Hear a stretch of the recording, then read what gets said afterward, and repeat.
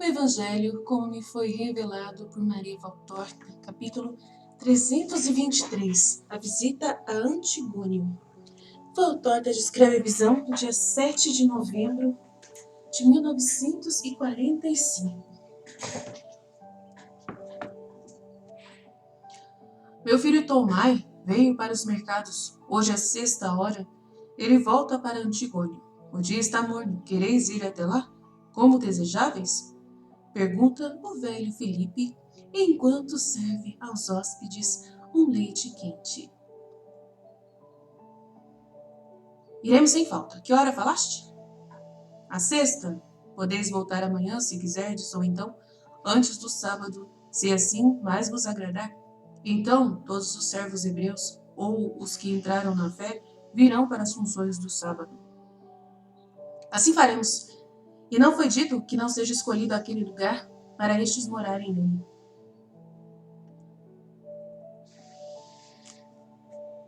Terei sempre prazer com eles, ainda que eles não fiquem comigo, porque lá é um lugar saudável, e vós poderíeis fazer muito bem entre os servos, alguns dos quais são ainda daqueles servos deixados pelo patrão, e alguns lá estão por causa da bondade de sua bendita patroa, que os resgatou de patrões cruéis.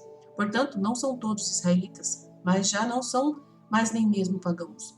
Eu falo das mulheres, pois os homens são todos circuncidados. Não tenhais aversão para com eles, mas muito longe ainda estão da justiça de Israel.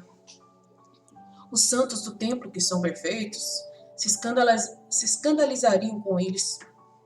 Sim, bem. Agora poderão progredir, aspirando à sabedoria e à bondade dos enviados do Senhor. Estais ouvindo quanto trabalho tereis? Termina Pedro dirigindo-se aos 2 discípulos. Nós o faremos, não decepcionaremos o mestre, promete Sintique e sai para ir preparar o que ela julga oportuno. João de Endor pergunta a Felipe: achas que em Antigônio eu poderia fazer um pouco de bem também aos outros, ensinando como pedagogo? Muito bem, o velho Plauto morreu há 3 luas, e os meninos pagãos estão sem realmente escola. Quanto aos hebreus, esses estão sem mestre, porque todos os outros evitam aquele lugar que ficam perto de Dáfne. Precisamos de um que seja como era Teófilo, sem muita rigidez para... Sim, afinal, sem farisaísmo, queres dizer? Termina Pedro de modo expedito. Sim. Eu não queria criticar, mas acho. Maldizer também não adianta, melhor seria ajudar. Como fazia a patroa, que com o seu sorriso ensinava a lei mais e melhor do que um rabi. Eis aí que, porque eu fui mandado até aqui pelo mestre, eu sou mesmo um homem que tem os requisitos necessários. Eu farei a vontade do mestre até o último suspiro. Agora eu creio mesmo, que não é outra coisa senão uma missão de predileção a minha. Eu vou dizer isso a Sintique. Vereis que nós ficaremos juntos nesse modo de ver. Eu vou dizer a ela, e sai animado, como há tempo não era visto. Aleluia! Altíssimo Senhor, eu te agradeço e bendigo. Ele sofrerá ainda, mas não como antes. Que alívio! Exclama Pedro. E depois se sente no dever de explicar a Felipe um pouco como ele pode fazer e qual a razão de sua alegria. Deve saber que João caiu na mira dos rígidos, sabe, de Israel? Tu os chamas rígidos? Compreendo, perseguido político. Como? E fica olhando para Zelotes. Sim, como eu. E além disso, por outro motivo ainda, porque além de ser por pertencer a uma casta diferente, ele os excita por estar com o Messias. Por isto, e seja dito, isto uma vez por todas, a tua fidelidade é como estão confiados ele e ela. Compreendes? Compreendo, e saberei me controlar. Com que título chamarás diante dos outros? Direi que são 2 pedagogos recomendados por Lázaro de Teófilo, ele para os meninos e ela para as meninas. Vejo que ela tem bordados e teares, muitos trabalhos femininos se fazem e se vendem em Antioquia, vindos de fora. Mas aqueles são os trabalhos rústicos e pesados. Ontem eu vi um trabalho dela que me fez lembrar de minha boa patroa. Trabalhos assim serão muito procurados aqui. E mais uma vez, seja louvado o Senhor, diz Pedro. Sim, isso diminuirá em nós a tristeza pela próxima partida. Já estão querendo partir? Precisamos, o tempo nos atrasou. Nos primeiros dias em Shebate, devemos estar com o mestre. Ele já nos está esperando, porque já estamos atrasados. Explica Tadeu. Separam-se e cada um vai andando para suas tarefas, ou seja, Filipe para onde está chamando uma mulher e os apóstolos para cima, para o sol. Poderíamos partir já no dia depois do sábado, que achais? Pergunta Tiago de Alfeu. Por mim? Imagina, todos os dias eu me levanto com a preocupação por Jesus estar sozinho, sem as suas roupas, sem quem cuide dele, e todas as noites vou me deitar com esses pensamentos, mas hoje nós nos decidiremos. Dizei uma coisa, mas o mestre sabia de tudo isso? Eu pergunto a mim mesmo como é que ele sabia que teríamos encontrado o Cretense, como é que ele previu o trabalho para João e Sintique, como, tantas coisas, enfim, diz André. Na verdade, eu acho que o Cretense tem épocas fixas para suas paradas em Seleucia. Talvez Lázaro tenha dito isso a Jesus e Jesus, por isso, tenha decidido partir sem esperar a Páscoa. Explica os zelotes.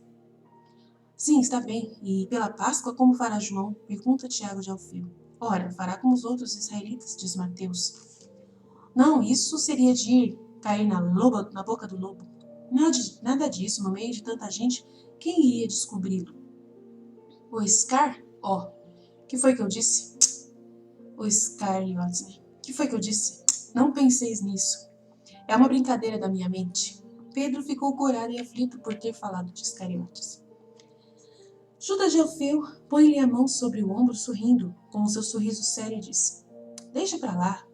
Vamos todos pensar a mesma coisa, mas não a contemos a ninguém. E bendigamos ao Eterno que desviou deste pensamento a mente de João.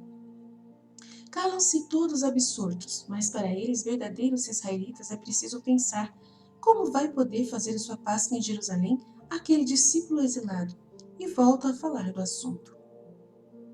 Eu creio que Jesus proverá isso. Talvez João o esteja sabendo. É só perguntar a ele, diz Mateus. Não lhe pergunteis. Não ponhais desejos e preocupações onde apenas se refez a paz. Suplica o apóstolo João. Sim, é melhor perguntar ao mestre mesmo. Confirma Tiago de Alfeu. Quando é que vamos vê-lo? Que achais? Pergunta André. Se partirmos no dia depois do sábado, lá pelo fim da lua, estaremos certamente em Ptolemaida, diz Tiago de Zebedeu. Se encontrarmos navio, observa Judas Tadeu, e o irmão dele acrescenta, se não houver tempestade. Quanto ao navio, sempre há algum da parte que parte para a Palestina, e pagando faremos escala em Ptolemaida, ainda que o navio se esteja dirigindo para Jope. Tens ainda com que pagar, Simão? Pergunta Zelotes a Pedro. Sim, por mais que aquele ladrão do Cretense me tenha esfolado como quis, fazendo sempre os seus protestos de querer fazer gentilezas a Lázaro, mas eu tenho que pagar pela parada da barca e pela de Antônio. No dinheiro dado a João Assinte, eu não quero nem tocar, ainda que eu fique sem comer, nele eu não toco. Fazes bem, aquele homem está muito doente, ele pensa que ainda pode ser um pedagogo, eu acho que ele só poderá ser um enfermo, e que logo, diz os zelotes. Sim, eu também acho. Sintique, mais do que os seus trabalhos, que terá que fazer são os seus ungüentos, confirma Tiago de Zebedeu. Mas aquele unguento, hein? Que milagroso que ele é! Sintique me disse que quer compô-lo de novo, a fim de que com ele pode penetrar nas famílias daqui. Diz João. Boa ideia. Um doente que fica curado é sempre mais um discípulo conquistado, e com ele a sua família, proclama Mateus. Isso não, exclama Pedro. Como? Então queres dizer que um milagre não atrai as pessoas para o Senhor? Pergunta-lhe André, e com ele mais 2 ou 3 outros. Criancinhas, parece que está chegando agora do céu. Mas não vedes como eles fazem a Jesus? Eli de Cafarnaum, por acaso se converteu? E Doras, e Oséias de Corozaim, e Melquias de Betsaida. E perdoai-me, vós de Nazaré, toda Nazaré, pelos 5, 6, 10 milagres lá feitos, até o último, aquele em favor do vosso sobrinho? Pergunta Pedro. Ninguém responde nada, porque é uma amarga verdade. Os milagres não convertem ninguém. Ainda que não encontremos o soldado romano, Jesus o tinha feito compreender, de João, pouco depois. Nós diremos isso aos que vão ficar, e então isso será uma coisa boa, mas uma coisa que eles terão em vista em suas vidas. Responde os zelotes. Felipe está de volta. Meu filho está pronto, ele faz as coisas. Depressa, ele está com a mãe, que prepara os presentes para os netinhos. A tua nora é boa, não é mesmo? Ela é boa, ela me consolou pela perda do meu José. É como uma filha. Era serva de Euquéria e educada por ela. Vinde tomar uma refeição antes da partida, os outros já estão comendo. E precedidos pelo carro de Tomai, neto de Filipe, lá se vão trotando para Antigônio. Logo chegam à pequena cidade, escondida pelo viço dos seus jardins, protegida pelas cadeias de montanhas que estão ao seu redor, bastante longe dela para não sufocá-la, mas bastante perto para protegê-la e para lançar sobre ela os aromas de seus bosques de plantas resinosas e de essências vegetais, toda cheia de sol, alegrando ao mesmo tempo a vista, o olfato e o coração dos que a atravessam. Os jardins de Lázaro ficam ao sul da cidade e têm à sua frente uma alameda, que agora está despojada de folhas, e ao longo da qual estão as casas dos que cuidam dos jardins.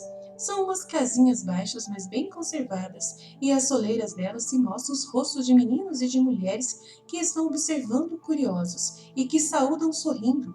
As raças diferentes podem ser notadas pela diferença dos rostos.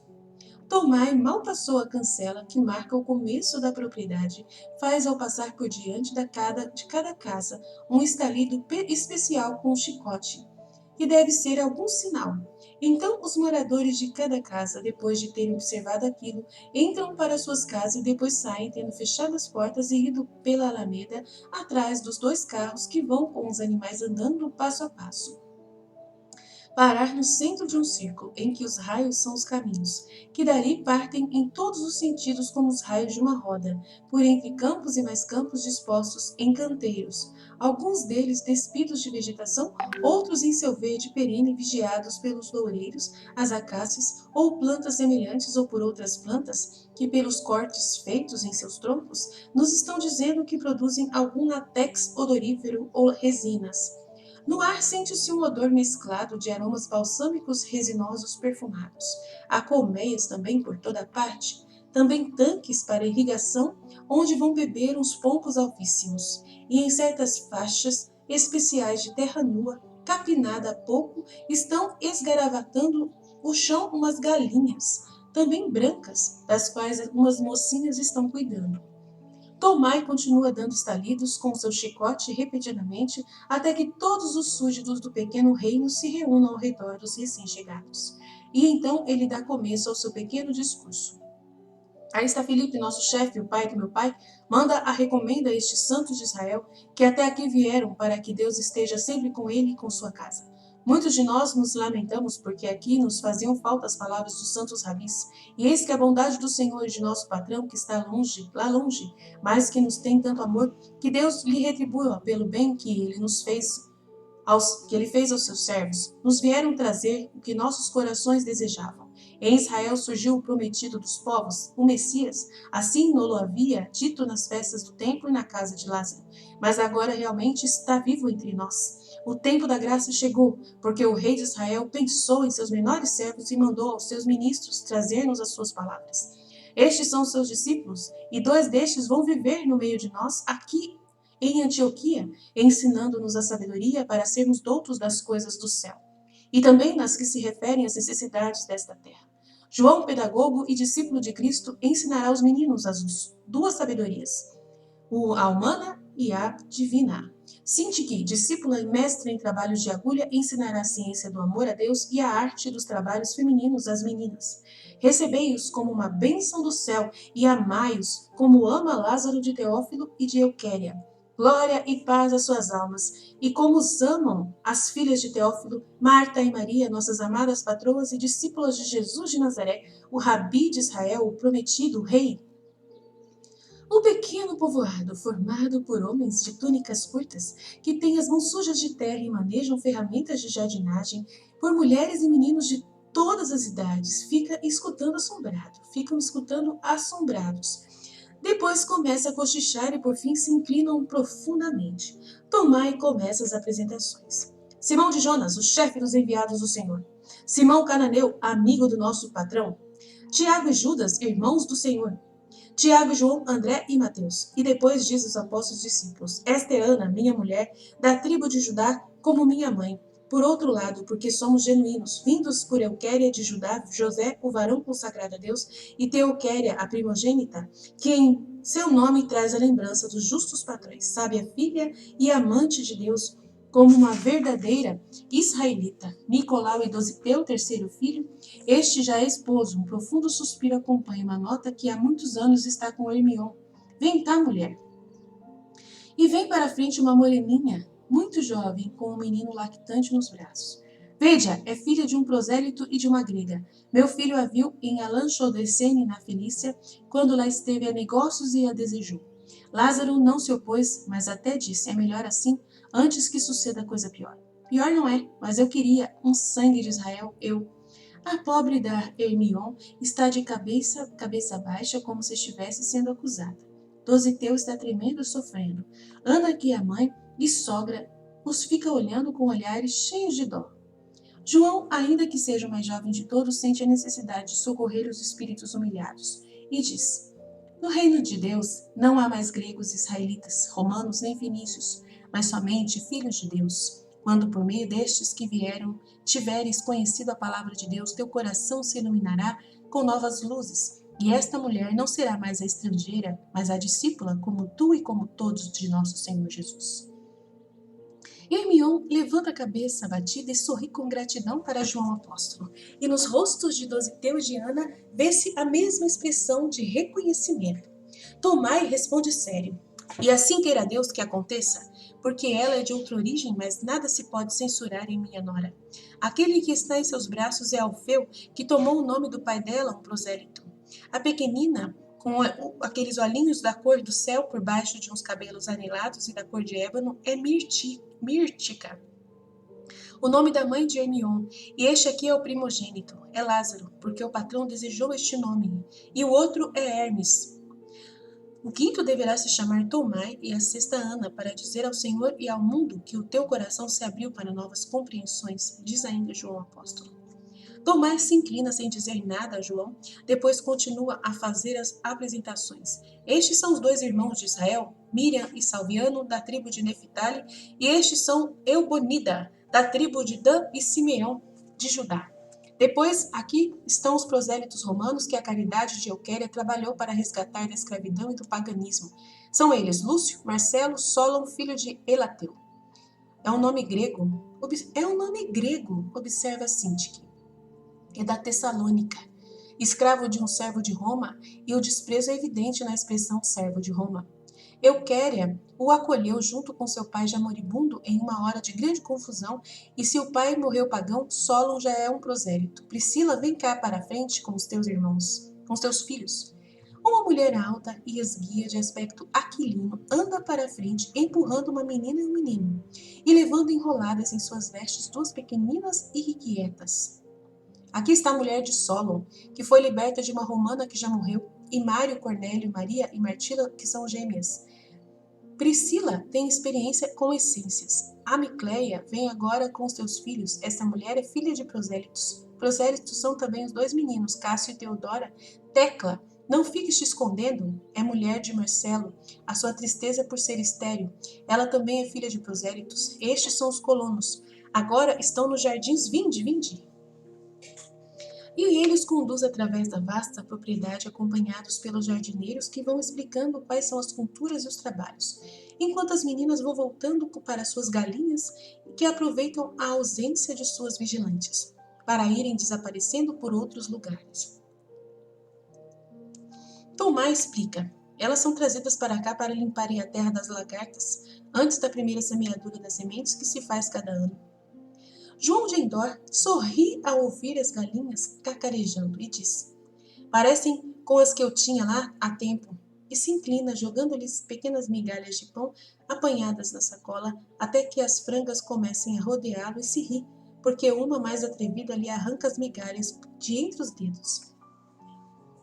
Ainda bem, exclama Pedro, dando uma cotovelada em Mateus, e mostrando João que está brincando com os frangos, enquanto Sintique está falando em grego com Solon e Hermion. Depois voltam para a casa de Tomai, que diz: este é o lugar, mas se quereis ensinar, pode-se fazer uma escola, ou ficar aqui. Ou, sim, Sintique, aqui mesmo, aqui é muito bonito. Antioquia me oprime com as recordações que faz crescer em mim. Pede em voz baixa João, a sua companheira. Mas sim, como desejas, contanto que tu te sintas bem. Para mim, tudo é indiferente. Eu não olho mais para trás, só para frente, para frente. Vamos, João, aqui estaremos bem. Meninos, flores, pombos, galinhas para nós que somos umas pobres criaturas. Que dizei vós a isso? Diz ela, dirigindo-se aos apóstolos. Nós pensamos como tu, mulher.